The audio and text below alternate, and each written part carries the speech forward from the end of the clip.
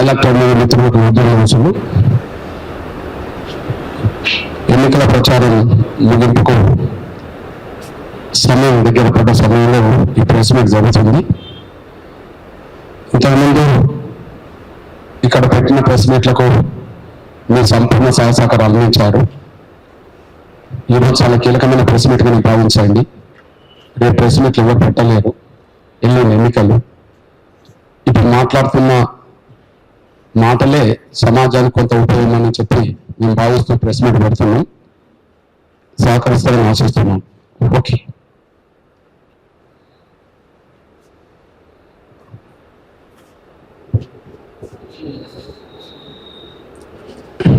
కేంద్రంలో బీజేపీ అధికారం వస్తే రాజ్యాంగం రద్దవుతుందన్న, రిజర్వేషన్లు రద్దవుతుందన్న కాంగ్రెస్ నేతల మాటల్ని ఎస్సీ ఎస్టీ బీసీలు ఎవరు నమ్మకు.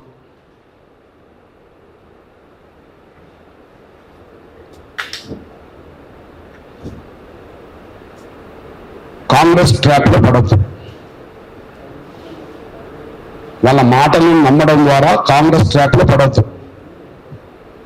కాంగ్రెస్ పన్నిన వలలో చిక్కుకోవద్దని నేను ఎస్సీ ఎస్టీ బీసీ మేధావులను, విద్యావంతులను, ప్రజలను కోరుతున్నాను. నేను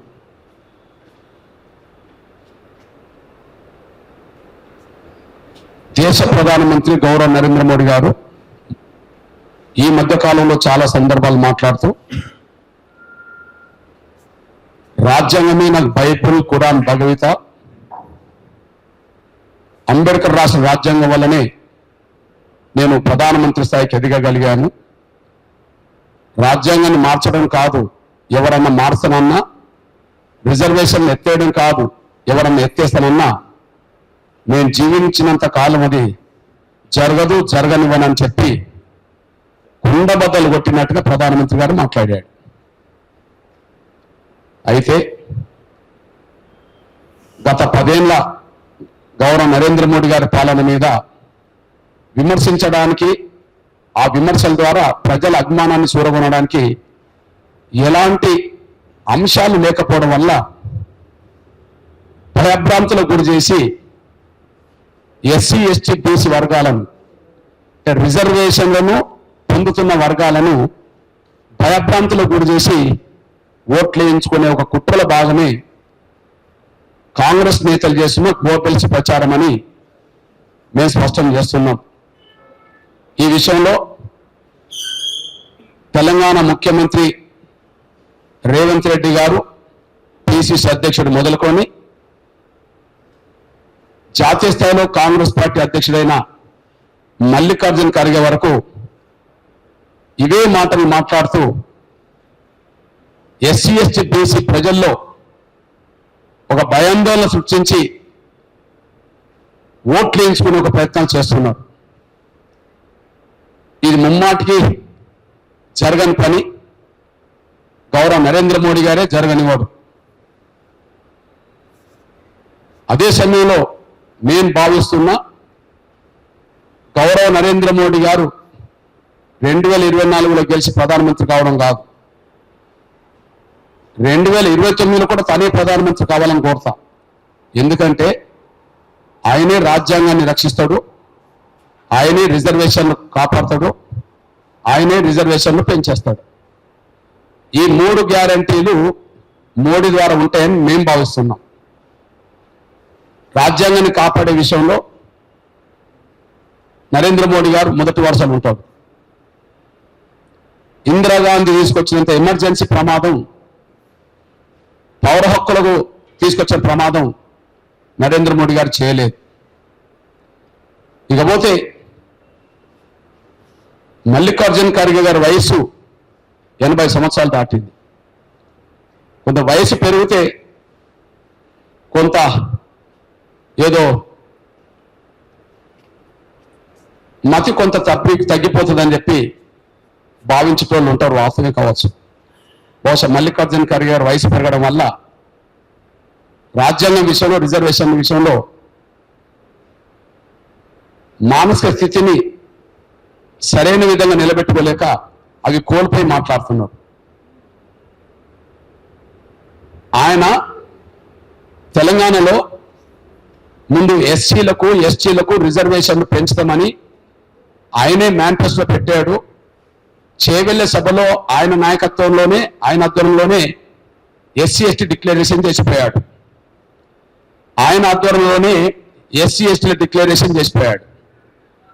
ఎస్సీలకు 18%, అంటే ఉన్న 15% నుంచి 18%, 3% ఎస్సీలకు పెంచుతామన్నారు. 10% నుంచి 12% ఎస్టీలకు పెంచుతామని అన్నారు. ఇది చేవెళ్ళ డిక్లరేషన్. కాంగ్రెస్ పార్టీ జాతీయ అధ్యక్షుడు, అదే సమయంలో అప్పుడు పిసిసి అధ్యక్షుడు ముఖ్యమంత్రి రేవంత్ రెడ్డి గారి సమక్షంలోనే చేవెళ్ళ డిక్లరేషన్ జరిగింది. ఎస్సీ ఎస్టీలకు రిజర్వేషన్ పెంచడం అనేది రాష్ట్ర ప్రభుత్వాల పని చేసుకోవచ్చు. దాని గురించి రాజ్యాంగాలు మార్చాల్సిన అవసరం లేదు. ఎన్టీ రామారావు గారు 14% నుంచి 1% పెంచి 15% ఇచ్చిండు ఎస్సీలకు. ఎన్టీ రామారావు గారు 4% ఉన్న ఎస్సీ రిజర్వేషన్లు 2% పెంచి ఎస్టీలకు 6% చేశారు. మొన్ననే కేసీఆర్ గారు 6% నుంచి 10% ఎస్టీలు కూడా చేశాడు. అంటే ఎస్సీ ఎస్టీల రిజర్వేషన్లు పెంచే అధికారం రాష్ట్రాలకు ఉన్నదని ఇది నిరూపణ జరిగింది. మరి మల్లికార్జున ఖర్గే గారు జాతీయ అధ్యక్షుడు కదా, మల్లికార్జున ఖర్గే గారు జాతీయ అధ్యక్షుడు కదా, మరి తనే డిక్లరేషన్ చేసిపోయాడు కదా చేవెళ్ళ. ఇప్పుడు ముఖ్యమంత్రి చేతుల మీదనే అది జరిగింది కదా. మల్లికార్జున ఖర్గే చేతుల మీద, రేవంత్ రెడ్డి గారి చేతుల మీదనే ఈ ఎస్సీ ఎస్టీ డిక్లరేషన్ జరిగింది కదా. మరి ఎస్సీ ఎస్టీ డిక్లరేషన్ లో 18% వరకు ఎస్సీలకు పెంచుతామన్న మాట ఏమైంది? 12% ఎస్సీలకు రిజర్వేషన్ పెంచుతామన్న మాట ఏమైంది? ఎవరు అడ్డం పడ్డారు? కాంగ్రెస్ నేతలకు, కాంగ్రెస్ పాలకులకు ఎవరన్నా అడ్డం పడ్డారా పెంచంగా? ఇది పెంచడానికి 5 నెలల సమయం కాదు కదా. 5 గంటల్లో 5 నిమిషాల్లో ఒక జీవో తీయవచ్చు కదా. 5 నిమిషాల్లో ఒక జీవో తీయవచ్చు, 5 గంటలు మాట్లాడుకొని చర్చించవచ్చు కదా. ఎప్పుడన్నా ఎస్సీ ఎస్టీల రిజర్వేషన్ పెంచే విషయంలో ఈ 5 నెలల్లో ఎప్పుడన్నా ఎస్సీ ఎస్టీల సంక్షేమం మీద మాట్లాడిందా? చేవెళ్ళ డిక్లరేషన్ ఎస్సీ ఎస్టీలే కదా. మీరు రాసిన డిక్లరేషన్కే మీరు విలువనివ్వలేదు. మీరు రాసిన డిక్లరేషన్కే విలువనివ్వలేదు. ఇకపోతే రిజర్వేషన్లు ఎత్తెత్తమని రాజ్యాంగం గురించి మాట్లాడే మీరు, రిజర్వేషన్లు బీజేపీ ఎత్తెత్తని రాజ్యాంగం గురించి మాట్లాడే వీళ్ళు, మల్లికార్జున ఖర్గే గారు ఏ రాష్ట్రము? కర్ణాటకే కదా. మల్లికార్జున ఖర్గే గారు ఏ రాష్ట్రము? కర్ణాటకే కదా. బీజేపీ అక్కడ పరిపాలించక ముందు కాంగ్రెస్ పరిపాలించింది కదా, ఇప్పుడు కాంగ్రెస్ పరిపాలిస్తున్నది కదా. బీజేపీ మొన్న యడ్యూరప్ప, బసవరాజ బొమ్మాయి గారి నాయకత్వంలో 5 ఏళ్ళు పాలన జరిగింది. అంతకుముందు కాంగ్రెసే, ఇప్పుడు కాంగ్రెసే. మీరు ఎస్సీ ఎస్టీ రిజర్వేషన్ పెంచవచ్చు కదా ఆడా, మీరు పెంచలేదు. మరి బీజేపీ ప్రభుత్వం పెంచింది కదా. ఎస్సీలకు 15% నుంచి 2% పెంచి 17 చేసింది కదా. బసవరాజ బొమ్మాయి గారి గవర్నమెంట్ కర్ణాటకలో ఎస్సీ రిజర్వేషన్ పెంచింది, అమలు జరుగుతున్నది కదా. ఎస్టీలకు 4% ఉంటే 3% ఉంటే 4 అదనం కలిపి 7% చేశారు కదా. 3% ఉన్న ఎస్టీలకు 4 కలిపి 7% చేశారు కదా. ఎస్సీలై 12% చేశారు కదా. ఒక్కలిగలకు రిజర్వేషన్ పెంచారు కదా. అదే సమయంలో లింగాయతులకు రిజర్వేషన్ పెంచారు కదా. రిజర్వేషన్ పెంచింది ఖర్గే గారి సొంత రాష్ట్రంలోని బీజేపీ అయితే, పెంచనోళ్ళు మీరు మీ సొంత రాష్ట్రంలో పెంచలేదు, మీరు తెలంగాణ డిక్లేర్ చేసి కూడా మీరు పెంచలేదు. మీరు ఇవాళ గౌరవ నరేంద్ర మోడీ గారు 3వ అధికారం వస్తే రిజర్వేషన్లు పోతాయని చెప్పి అణగారిన వర్గాలను భయభ్రాంతులకు గురి చేయడం అనేది అది హాస్యాస్పదంగా ఉన్నదనేసి కూడా మర్చిపోతాను సైన్యం కోరుతున్నాను నేను. అంతేకాదు ఎస్సీ ఎస్టీలకు సంబంధించిన విషయానికి వచ్చేప్పటికి ఈ మాట పదే ఎందుకు మాట్లాడుతుందంటే, ఒక మాట అసత్యమైన 10 సార్లు చెప్తే దాన్ని సత్యం చేయాలని అనుకుంటాం. అదే గోబెల్స్ ప్రచారం. ఒక మాట అసత్యమైన, ఆ అసత్యమైన ప్రచారాన్ని 10 సార్లు చేస్తే దాన్ని సత్యమని నమ్ముతారని చెప్పి గోబెల్స్ ప్రచారం చేస్తారు. ఇప్పుడు రిజర్వేషన్ల రద్దు, రాజ్యాంగం రద్దు అనేది కాంగ్రెస్ పన్నిన గోబెల్స్ ప్రచారంలో భాగమే. ఎందుకంటే అసత్యమైన 10 సార్లు చెప్తే అది సత్యంగా మారుతుందని ప్రజలు భావించుకుంటారని చెప్పి అనుకుంటాం. కాంగ్రెస్ చేస్తున్నది అదే. అందుకు సాక్ష్యం మీ దృష్టికి నేను తీసుకొస్తున్నాను. అది గోబెల్స్ ప్రచారం. ఎందుకు చేస్తున్నారు ఆ పని అంటే, ఇక్కడ కాంగ్రెస్ పార్టీ మాదిగల దృష్టిలో దోషిగా నిలబడ్డది. కాంగ్రెస్ పార్టీ మాదిగా నేతకాని వర్గాల ఉపకులాల దృష్టిలో దోషిగా నిలబడ్డది. ఈ ఎన్నికల్లో రిజర్వేషన్లలో 3 ఎస్సీ పార్లమెంట్ నియోజకవర్గాలు, 1 కంటోన్మెంట్ అసెంబ్లీ నియోజకవర్గం రిజర్వేషన్, 4కి పోటీ ఎన్నికలు జరుగుతున్న సమయంలో 4లో 1 కూడా కాంగ్రెస్ మాదిగలకు నేతకాని వాళ్ళకి ఇవ్వలే. దీని మీద కాంగ్రెస్ మీద, రేవంత్ రెడ్డి మీద, మల్లికార్జున ఖర్గే మీద ప్రతి మాదిగ పల్లెల్లో చర్చ జరుగుతుంది. కాంగ్రెస్ ను ఉతికి పారేయడానికి రంగసిద్ధమవుతోంది. మాదిగ పల్లెలకు వెళ్ళి ఓట్లు అడిగే హక్కును కాంగ్రెస్ పార్టీ కోల్పోయింది అనేసి అర్థమవుతుంది. కాబట్టి కాంగ్రెస్ పార్టీ మాదిగలకు చేసిన ద్రోహాన్ని మాదిగలు గ్రహించారు కనుక, నేతకాని వాళ్ళు కూడా గ్రహించారు కనుక, ఇతర ఉపకులాలు గ్రహించారు కనుక, కాంగ్రెస్ పార్టీకి మాదిగ పల్లెల్లో, నేతకాని వాడల్లో, ఉపకులాల వాడల్లో ఓట్లు రావనే విషయాన్ని గ్రహించి దాన్ని పక్కదారి పట్టించడానికి, మాదిగలకు దూరమైన కాంగ్రెస్ పార్టీ దాన్ని పక్కదారి పట్టించడానికే రాజ్యాంగం రద్దవుతుంది, రిజర్వేషన్ రద్దవుతుంది అని చెప్పి బీజేపీ ప్రచారం చేస్తుంది. రెండోది, ఇక్కడ బీసీల దృష్టిలో కూడా కాంగ్రెస్ దోషి. ఎస్సీ రిజర్వేషన్లన్నీ మాలలకు దోషిపెడితే, రేవంత్ రెడ్డి గారు జెండర్ స్థానాన్ని రెడ్లకు దోషిపెట్టింది. 50% పైగా బీసీలు ఉంటే వాళ్ళకు 2 స్థానాలు మాత్రమే కేటాయించి కాంగ్రెస్ లో, అది ఓడిపోయే స్థానాలను అక్కడ కేటాయించి ఒక రేవంత్ రెడ్డి సామాజిక వర్గానికి 7 టికెట్లు ఇప్పించుకున్నాడు రెడ్డి. అంటే జనరల్ స్థానం అంటే రెడ్డి అనేటప్పటికీ బీసీలో కాంగ్రెస్ మీద ఆగ్రహం వ్యక్తమవుతుంది. ఎస్సీ రిజర్వేషన్లన్నీ మాలలకు ఇవ్వడం వల్ల కాంగ్రెస్ పార్టీ మీద మాదిగా నేతకాని వర్గాల్లో కోపం కట్టలు దించుకునే కాడికి వచ్చింది. దీనివల్ల బీసీల ఓట్లు గత అసెంబ్లీ ఎన్నికలతో పోల్చుకుంటే కాంగ్రెస్ పార్టీని నమ్మే పరిస్థితి లేదు, కాంగ్రెస్ పార్టీకి దూరం అవుతున్నాయి. అదే సమయంలో ఎస్సీలో మాదిగలు గతంతో పోల్చుకుంటే ఇప్పుడు కాంగ్రెస్ పార్టీ నమ్మే పరిస్థితి లేదు, మాదిగల ఓట్లు దూరం అవుతున్నాయి. కాబట్టి మాదిగల ఓట్లు రాజకీయంగా టిక్కెట్లు ఇవ్వకపోవడం వల్ల దూరం అవుతున్న విషయాన్ని గ్రహించిన వాళ్ళు, బీసీల ఓట్లు రాజకీయంగా వాళ్ళకి న్యాయమైన వాటా ఇవ్వకపోవడం వల్ల దూరం అవుతున్న విషయాన్ని గ్రహించిన కాంగ్రెస్ పార్టీ వాళ్ళు దానికి సమాధానం చెప్పుకోలేక, ఓట్లు అడగలేక దీనికి విరుగుడుగా వాళ్ళు తీసుకొచ్చిందే గోబెల్స్ ప్రచారం. రాజ్యాంగం రద్దవుతుందని, రిజర్వేషన్ రద్దవుతుందని ఒక గోబెల్స్ ప్రచారం పెట్టారు. దీనికి సమాధానం చెప్పలేకనే కాంగ్రెస్ పార్టీ మాదిగ లీడర్లు ప్రశ్నిస్తున్నారు. కాంగ్రెస్ లో ఉండబడే బీసీ లీడర్లు ప్రశ్నిస్తున్నారు. రెడ్లకు 7 అవుతే బీసీలకు 2, 4 రిజర్వేషన్ స్థానాల్లో 1 మాదిగలకు నేతగాళ్ళకు ఉండదని చెప్పి ప్రశ్నిస్తున్నారు. ఈ ప్రశ్నకు జవాబు చెప్పలేని కాంగ్రెస్ వాళ్ళే ఇవాళ గోబెల్స్ ప్రచారం చేస్తున్నారు. ఆ ప్రచారాన్ని కొంతమంది మేధావర్గం తీసుకెళ్తున్నారు. ఆ మేధావర్గం ఎవరో చెప్తున్నా నేను. కాంగ్రెస్ పార్టీలో ఎస్సీ రిజర్వేషన్ అంటే మాల మేధావర్గాన్ని కూడగట్టి వాళ్ళ ఐఏఎస్ల పేరుతో, రిటైర్డ్ ఐఏఎస్ల పేరుతో, ఇతరత్ర ఉన్నతాధికారుల పేరుతో రిటైర్డ్ అయిన వాళ్ళని కూడగట్టి కాంగ్రెస్ చేసే గోబెల్స్ ప్రచారానికి మద్దతు కూడగట్టే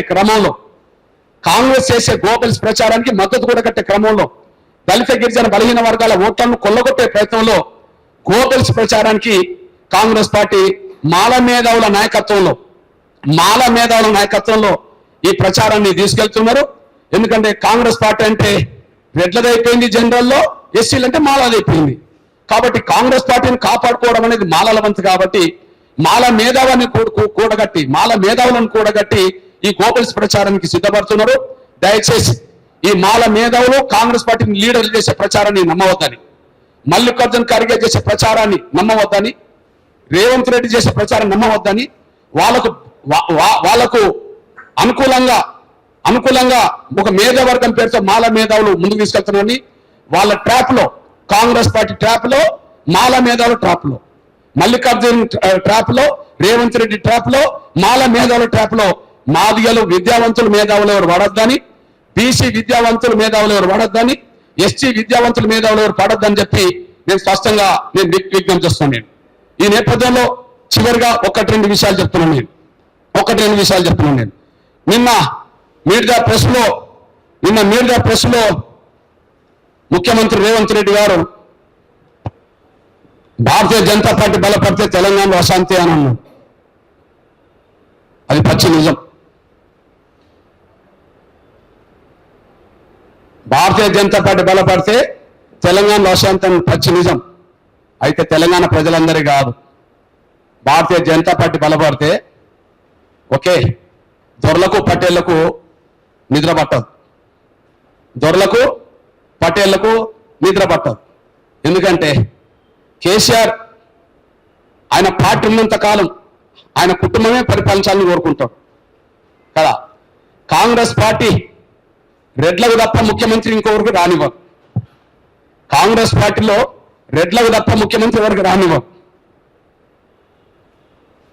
బీఆర్ఎస్ కుటుంబం తప్ప ఇంకోని రానివ్వరు. అంటే బీఆర్ఎస్ కుటుంబ పార్టీ, కాంగ్రెస్ రెడ్ల ఆధిపత్యం ఉండే పార్టీ, పరిపాలన చేతులు పెట్టుకుంటారు. బీజేపీ బలపడితే ఈ దొరలకు పటేళ్లకు నిద్ర పట్టదు. వాళ్ళ అశాంతిగా ఉంటారు, అందరూ శాంతియుతంగానే ఉంటారు. వాళ్ళు అశాంతిగా ఉంటారు, అందరూ శాంతిగా ఉంటారు. ఎందుకు శాంతిగా ఉంటారు? బీజేపీ అధికారం వస్తే బీసీలకు మేలే కదా. బీజేపీ అధికారం వస్తే బీసీలకు మేలే కదా. కాంగ్రెస్ అధికారంకి వస్తే బీసీలకు మేలని చెప్పగలుగుతామా? 5% ఉన్న రెడ్లు మంత్రులు 4 అవుతే 50% ఉండబడే బీసీలు 2. 5% ఉండబడే రెడ్డి వాళ్ళకు టిక్కెట్లు 7 టిక్కెట్లు వస్తాయి, ఎంపీ టిక్కెట్లు. 50% ఉన్న వాళ్ళకు 2. కానీ అదే బీజేపీ తెలంగాణలో మొన్నటి ఎన్నికల్లో బీసీ ముఖ్యమంత్రి నినాదం ఇచ్చింది. ఆ నినాదానికి అందరూ ఆనాడు చైతన్యం లేకపోవడం వల్ల బలపడకపోవచ్చు. ఆ నినాదం అయితే ప్రజల నుంచి దూరం కాదు కదా. బీజేపీ ఆ నినాదాన్ని ముందుకు తీసుకెళ్తుంది కదా. కాబట్టి తెలంగాణలో బీజేపీ అధికారం వస్తే బీసీలకైతే మేలే కదా, 50% బీసీలకైతే మేలే కదా. అప్పుడు నిద్ర పట్టకుండా పోయేది ఎవరికి? కాంగ్రెస్ లో బీసీలను ముఖ్యమంత్రి చేస్తారా? బీఆర్ఎస్ లో కుటుంబం కాకుండా ఇంకేమన్నా ముఖ్యమంత్రి చేస్తారా? మరి ఎవరికి నిద్ర పట్టదు? అశాంతి ఎట్లా ఉంటుంది? అశాంతి ఉంటే పటేళ్లలో ఉంటుంది, దొరలలో ఉంటుంది. కానీ ప్రజలకి ఏముంటుంది? మెజార్టీ బీసీలకైతే ముఖ్యమంత్రి అవుతారు. తర్వాత ఎంతో కొంతకాలానికి మన దళితులైనా కావడానికి అవకాశం ఉన్నది. ఓకే, మొదటిసారి ఒక మాట ఇచ్చింది బీజేపీ కాబట్టి, గౌరవ నరేంద్ర మోడీ గారు మాట ఇచ్చింది కాబట్టి బీసీ ముఖ్యమంత్రి అంటే మేము స్వాగతిస్తున్నాం. ఒక దళితులుగా మేము స్వాగతించాం. ఆ తర్వాత ఎప్పటికైనా మన ఒక దళితుడు మనం ముఖ్యమంత్రి చేస్తారు కదా. అంటే ఎవరికి మేలు జరుగుతుంది? బీసీలకు దళితులకు గిరిజనులకు మేలే జరుగుతుంది కదా. అందువల్ల నిద్ర పట్టదు అనే దానికి సాక్ష్యం ఏంటంటే, అశాంతి ఏంటంటే వాళ్ళకి నిద్ర పట్టదు. ఎవరికి? ఇప్పుడు రేవంత్ రెడ్డికి నిద్ర పట్టదు కదా. రేవంత్ రెడ్డి తన పాలన ఎప్పుడు ఉండాలని కోరుకుంటాడు కదా, రెడ్ల పాలన. కేసీఆర్ కుటుంబ పాలన కోరుకుంటాడు కదా. బీజేపీ వస్తే రెడ్ల పాలన ఉండదు కదా. బీజేపీ వస్తే దొరల పాలన ఉండదు కదా. బీసీల పాలన, దళితుల పాలన, గిరిజనుల పాలన వస్తుంది కదా. కాబట్టి రేవంత్ రెడ్డి గారు అన్నట్టుగా బీజేపీ బలపడితే అశాంతి అన్నట్టు, అశాంతి నిజమే కానీ ప్రజలకు కాదు, దొరలకు పటేళ్లకు మాత్రం అశాంతి ఉంటుంది. అదే సమయంలో వాళ్ళకి నిద్ర పట్టదు అనేసి కూడా మీ దృష్టికి నేను తీసుకొస్తున్నాను. నేను ఇకపోతే ఇంకొక విషయం గుర్తు చేస్తున్నాను. నేను బీజేపీ రేపు జరగబోయే ఎన్నికల్లో 400 సీట్లు మాట్లాడితే బీజేపీ కలలు కంటుంది అంటుంది. కాంగ్రెస్ అంటుంది కలలు కంటుంది అని చెప్పి. నిజమే, అబ్దుల్ కలాం కూడా చెప్పాడు, కలలు కనండి, కలల సాకారం కోసం ప్రయత్నం చేయండి అని. కలలు కనండి, ఒక లక్ష్యం కోసం కలలు కనండి, కలల సాకారం కోసం కష్టపడండి అని చెప్పాడు. అబ్దుల్ కలాం చెప్పాడు. బహుశా అబ్దుల్ కలాం రాష్ట్రపతి చేసింది ఎవరు? బీజేపీ. అబ్దుల్ కలాంను రాష్ట్రపతి చేసింది ఎవరు? బీజేపీ. ఇప్పుడు అబ్దుల్ కలాం సూత్రం మేరకే కలలు కంటుంది. ఏంటిది? ఇప్పుడు మాకు 370 వచ్చింది, దాన్ని 400 పెంచుకోవడానికి కలలు కంటుంది. కళల సాకారం కోసం గౌరవ నరేంద్ర మోడీ గారు కష్టపడుతున్నాడు కదా. కళల సాకారం కోసం అమిత్ షా గారు వచ్చి తిరిగిపోతున్నాడు కదా. బీజేపీ సాధారణ కార్యకర్తల నుంచి మొదలుకుంటే బీజేపీ మద్దతు ఉండబడే మాలాంటి వాళ్ళు కూడా కష్టపడుతున్నాం కదా. అంటే కళలు కనండి, కళల సాకారం కోసం కష్టపడండి అనే మాట అబ్దుల్ కలాం అన్న మాటని బీజేపీ అమలు చేసుకుంటుంది. ఎందుకంటే అబ్దుల్ కలాం గౌరవించినంత బీజేపీ గౌరవించినంత ఎవరు గౌరవించిండ్రు? అబ్దుల్ కలాం అనే ఒక గొప్ప సైంటిస్ట్ ను రాష్ట్రపతి చేసిందే బీజేపీ. కాబట్టి ఆయన స్ఫూర్తిని తీసుకుంటుంది కదా. కాబట్టి 400 సీట్ల గురించి కలలు కంటుండ్రు, కలల సాకారం కోసం కష్టపడతాండ్రు. అరే కాంగ్రెస్ మరి 40 సీట్ల గురించి కూడా కలలు కంటలేదు కదా, పోనీ కలలన్న కానండి మీరు, చాలా గొప్పే కదా. 400 సీట్ల కోసం కలలు కనడం అనేది చాలా గొప్పే కదా. మీరు 40 సీట్ల గురించి కూడా కలలు కంటలేరు కదా. కాబట్టి మీరు కలలు కనలేరు, కలల్ని నిజం చేసుకోలేరు. బీజేపీ కలలు కంటది, కలల సాకారం కోసం ప్రయత్నం చేస్తున్నది. నాకు తెలిసి అది రైటే కనిపిస్తుంది కదా. మీరు కలలు కూడా కనలేరు. మీకు అబ్దుల్ కలాం స్ఫూర్తి మీకు లేదు, కష్టపడే స్ఫూర్తి లేదు, ప్రజలను ఒప్పించి మెప్పించే స్ఫూర్తి లేదు. కాబట్టి మీరు కలలు కూడా కంటలేరు. అందుకే నేను 40 కూడా అంటలేరు మీరు. కానీ వాళ్ళు 400 అని అంటుందంటే అబ్దుల్ కలాం స్ఫూర్తి వాళ్ళకు ఉన్నట్టే. అబ్దుల్ కలాంను గౌరవించకుండా వాళ్ళే ఉన్నారు, రాష్ట్రపతిని చేసిండ్రు, ఆయన స్ఫూర్తిని వాళ్ళే తీసుకున్నారు, ముందుకు నడుస్తుండ్రు. నేను దాన్ని స్వాగతిస్తున్నాను. వీళ్ళకు కలలుగానే కూడా అవకాశం లేదనేసి కూడా మీ దృష్టిని నేను తీసుకొస్తున్నాను. నేను లేకపోతే ఈ మధ్యలో రేవంత్ రెడ్డి గారు ఏదో టీవీ ఛానల్లో మాట్లాడుతూ నా గురించి ఎవరో తమ్ముడు అడిగాడు, ఒక సోదరుడు అడిగాడు, విలేకరి ఎవరంటే మీరు కృష్ణమాధవ్ గారిని మీరు ఏ విధంగా చూస్తారో ఆయన మిమ్మల్ని విమర్శ పెడుతుందంటే నన్ను ఒక మాట అన్నాడు. సరే కృష్ణమాధవ్ గారు ఎంఆర్పిఎస్ కాదండి, ఆయన బీజేపీ నాయకుడు అన్నాడు. కృష్ణమాధవ్ గారు ఎంఆర్పిఎస్ కాదండి, ఆయన బీజేపీ నాయకుడు, బీజేపీ నాయకుడు కాబట్టి మమ్మల్ని అట్లనే మాట్లాడతా అని చెప్పేశారు. అది నాకు బీజేపీలో ఎప్పుడు సభ్యత్వం లేదు కదా, నాకు బీజేపీలో ఎప్పుడు సభ్యత్వం లేదు కదా. నా ఒంటి మీద కండువ మారి ఏదన్నా కండువ నా ఒంటి మీద వచ్చిన రోజు ఆ పార్టీ అవుతా నేను. నా ఒంటి మీద కండువ మారి ఏదైనా పార్టీ కండువ నా ఒంటి మీదకి వస్తే ఆ పార్టీ కండువ కప్పుకున్న రోజు నేను ఆ పార్టీ అవుతా, ఏ పార్టీ అయినా అవుతా. నా ఒంటి మీద 30 ఏళ్ళుగా ఒక్క కండువ మారలేదు కదా. నా ఒంటి మీద ఏ కండువ, నల్ల కండువ తప్ప ఏ కండువ మారలేదా. నేను ఎట్లా బీజేపీని అవుతా. నీ ఒంటి మీద కండువలు మారినాయి మీ అవసరం కోసం, మా ఆశయం కోసం, ఆయా సందర్భంలో పార్టీలు మద్దతు కొట్టుంటుంది మా ఆశయం కోసం. ఇగో కాంగ్రెస్లో చేరేటప్పటికి రేవంత్ రెడ్డి గారు ఏ పార్టీలో ఉన్నాడు, టీడీపీలో ఉన్నాడు. మరి నువ్వు టీడీపీ కండువ కప్పుకున్నావు. నువ్వు టీడీపీలో లేనప్పుడే 98లో, నువ్వు రాజకీయాలకు రానప్పుడే 98లో నేను చంద్రబాబు నాయుడు గారికి మద్దతు ఇచ్చా. 98లోనే చంద్రబాబు నాయుడు గారికి టీడీపీకి నేను మద్దతు ఇచ్చా. ఇది డోర్ స్టిక్కర్ 98. నేను అప్పుడు టీడీపీ కాదే, ఎస్సీ వర్గీకరణ చేస్తామన్న చంద్రబాబు నాయుడు గారిని నమ్మి విశ్వసించాం. ఆయన అన్నడా లేదా, ఎస్సీ వర్గీకరణ చేసి మాదిగలకు న్యాయం చేస్తామని అన్నడా లేదా. చూడండి ఇది 96, 28 సంవత్సరాల క్రితం ఒక మీటింగ్ లో చంద్రబాబు నాయుడు పాల్గొన్న మాట. ఆయన వర్గీకరణ చేస్తా అన్నాడు, మాదిగలకు న్యాయం చేస్తామన్నాడు, మా సహకారం కోరిండి, టీడీపీ సపోర్ట్ చేశాం. నేను అప్పుడు టీడీపీ కాదు కదా. రెండోది, నువ్వు ఇప్పుడు కాంగ్రెస్ లో చేరావు. నువ్వు ఎప్పుడు చేరావు కాంగ్రెస్ లో, నువ్వు ఇప్పుడు చేరావు. రాజశేఖర్ గారు ఎస్సీ వర్గీకరణ చేపిస్తామని చెప్పి మాకు మాట ఇచ్చాడు కదా. ఎస్సీ వర్గీకరణ చేపిస్తామని మాట ఇచ్చి ఆ మాట నిలబెట్టుకుంటున్న క్రమంలో వర్గీకరణ చేపిస్తామన్న రాజశేఖర్ గారు మా సహకారం కోరిండు కదా. అప్పుడు నువ్వు కాంగ్రెస్ లేవు కదా. మరి రాజశేఖర్ గారికి మేము కాంగ్రెస్ మద్దతు ఇచ్చాము కదా. ఆయన మా సహకారం కోరినప్పుడు మేము మద్దతు కూడా ఇచ్చాము కదా. దేనికి మద్దతు ఇచ్చాం, ఎస్సీ వర్గీకరణ చేపిస్తామంటే మద్దతు ఇచ్చాం. ఎందుకు ఇచ్చాం, రాష్ట్రంలో వాళ్ళే అధికారంలో ఉన్నది, కేంద్రంలో వాళ్ళే కాబట్టి ఎస్సీ వర్గీకరణ చేస్తామని మాటిస్తే ఆ మాట నిలబెట్టుకుంటాడనే నమ్మకంతో ఆయనకు మేము మద్దతు ఇచ్చాం. మరి మీ అన్నగా చెప్తున్నా, నేను కాంగ్రెస్ మద్దతు ఇచ్చిన రోజు నేను కాంగ్రెస్ కాదు కదా, నేను టీడీపీకి మద్దతు ఇచ్చిన రోజు నేను టీడీపీ కాదు కదా. పోనీ రాజశేఖర్ గారి కాలం పక్కన పెట్టండి, మొన్నటికి మొన్న పిసిసి అధ్యక్షుడు రేవంత్ రెడ్డి గారు పిసిసి అధ్యక్షుడు కాకముందు ఎవరు, ఉత్తమ్ కుమార్ రెడ్డి గారే కదా. మరి 2018 ఎన్నికల్లో ఎంఆర్పీ సహకారం కోరింది కదా, నేను కాంగ్రెస్ సపోర్ట్ చేశాను కదా. 2019 పార్లమెంట్ ఎన్నికల్లో కాంగ్రెస్ ఎంఆర్పీ సపోర్ట్ కోరింది కదా.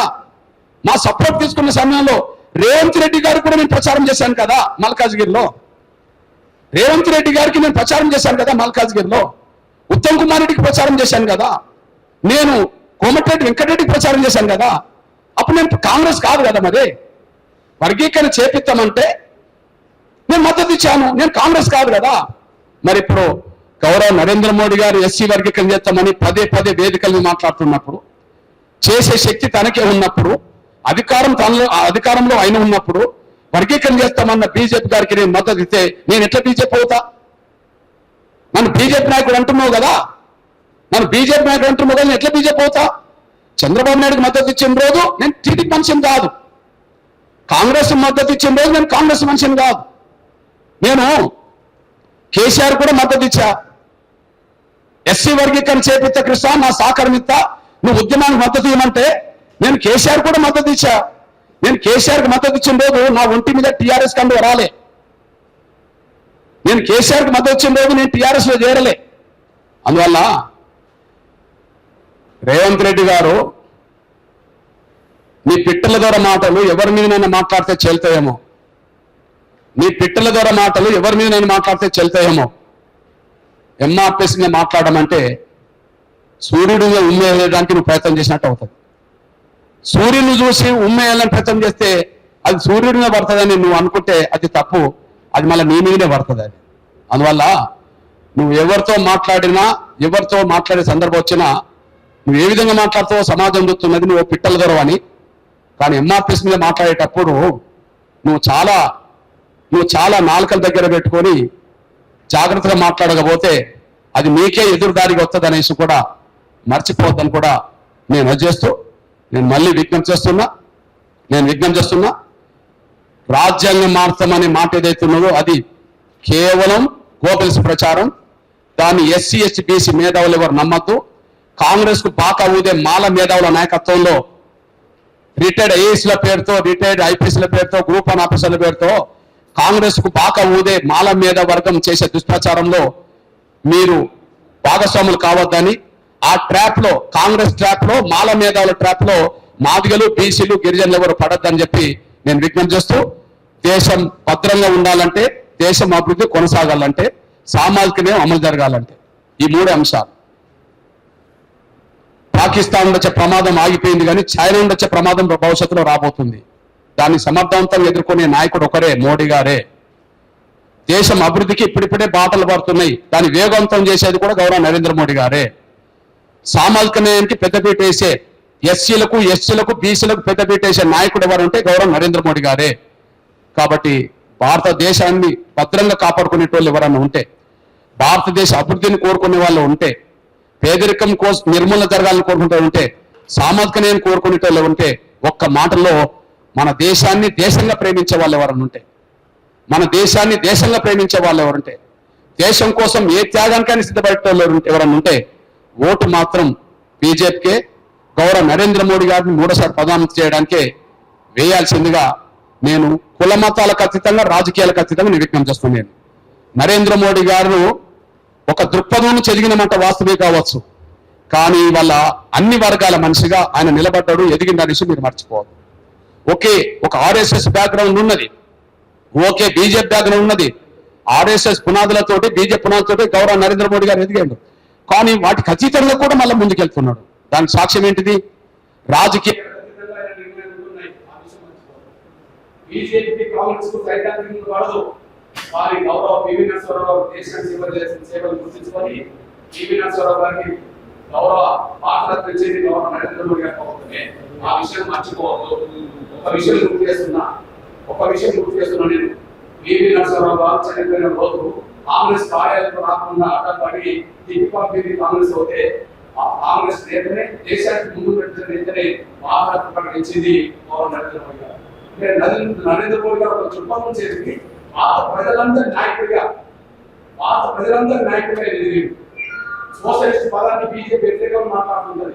కానీ బీహార్లో ఉన్న కార్పొరేట్ రాకుండా అనే ఒక సోషలిస్ట్ నేతనే, పేద వర్గాలను చెందిన నీతి చేసిన నేతనే ఆయన రాష్ట్ర గౌరవ భారతరత్న ప్రకటించిందని మనం మర్చిపోవాలి. ఒక బీజేపీ నేతృత్వం ఎదిగి భారతరత్న ప్రకటించింది సోషలిస్ట్ నేతృత్వ కాంగ్రెస్ నేత. ఎస్సీ ఎస్టీలు పైకి తీసుకొచ్చేది నరేంద్ర మోడీ గారు, రిజర్వేషన్ కాపాడే నరేంద్ర మోడీ గారు. కాబట్టి దేశం ప్రేమికులందరూ బీజేపీ ఓట్లేయాల్సిందిగా, గౌరవ నరేంద్ర మోడీ గారిని 3 సార్లు చేయడానికి సహకరించాల్సిందిగా, కుల మతాలు రాజకీయాలకు అతీతంగా ఒక తాటి మీద నిలబడి బీజేపీ ఓట్లేయాలని విజ్ఞప్తి చేస్తున్నాను. ధన్యవాదాలు.